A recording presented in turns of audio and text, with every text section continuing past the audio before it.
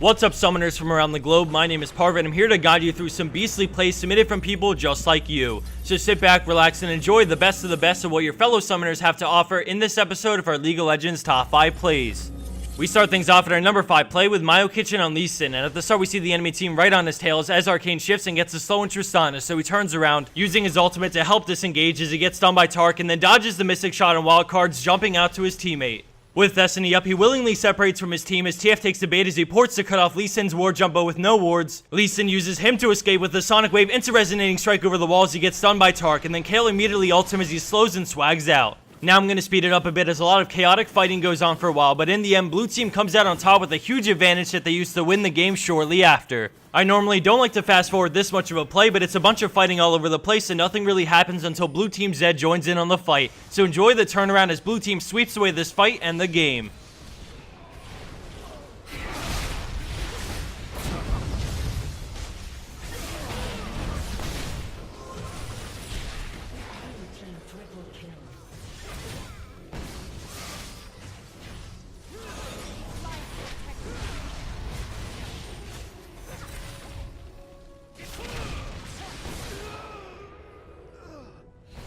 Coming in at our number 4 spot, we have Uchibi Gucci on Diana with a great turnaround play under the tower. Looking strong, and after picking up the double kill, the enemy team continues on the rampage and tries to kill Nami, but she flashes out to the tower.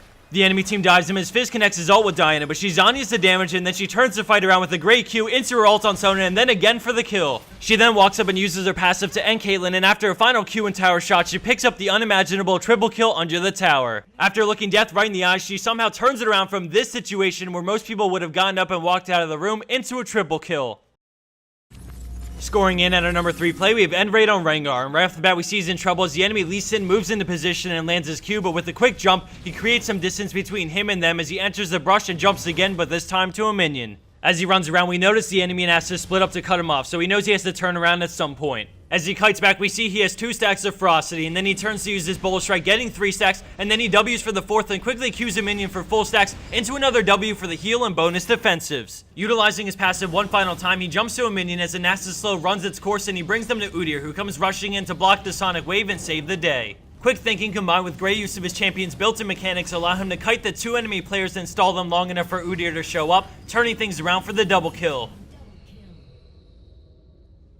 Coming in at second place, we have War Dragon playing an amazing Thresh. At the beginning, we see him wind up Death Sentence, landing in on Shaco as he reels him in, trying to buy time for Graves to come help. He flays Shaco to slow him down, but the Jack in the Box lets him slip away as we see more enemy players start to come in from all sides. He quickly flashes over and W's Graves, allowing him to escape, but Zed falls with a flash and then ults him, and despite an amazing play, Graves goes down to Shaco's clone.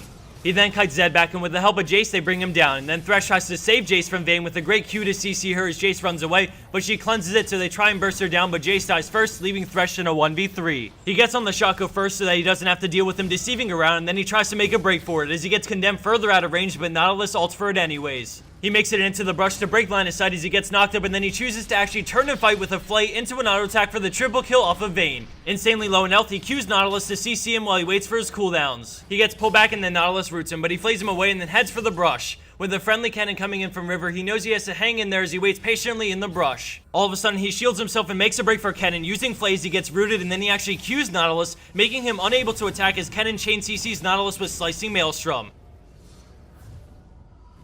And for our number 1 pro play for this week, we have Chope Xenox playing on Orianna. At the start, we see her team is getting crushed in this team fight as she shields Udyr to see his escape through, and then she sends her ball back in for damage. The enemy team turns to her, but she quickly flashes out of the silence as Jarvan tries to finish her off, but she escapes. Left in a 4v1, she sends her ball back in to kill Vayne and then pulls it back in for the shield. She then shoots it back out into distance for the double kill off of Jarvan. Knowing there are 2 enemy players still alive, she picks up her ball, and then all of a sudden Nidalee launches out a spear, but she shields the damage. With Malzahar coming around from the back, she goes for the kill on Nidalee, but then she has the Zhonya's Call of the Void, which leaves her open to be killed. Somehow she gets the shield off and then brings her ball back into another shield to absorb the entire Malefic Visions, all while speeding herself up and slowing down Nidalee. With vision on her from the trap, Nidalee goes for it, but she dodges a final spear and then keeps running as she uses the advantage from the ward to see Malzahar and get the final QW combo, grabbing the astonishing triple kill.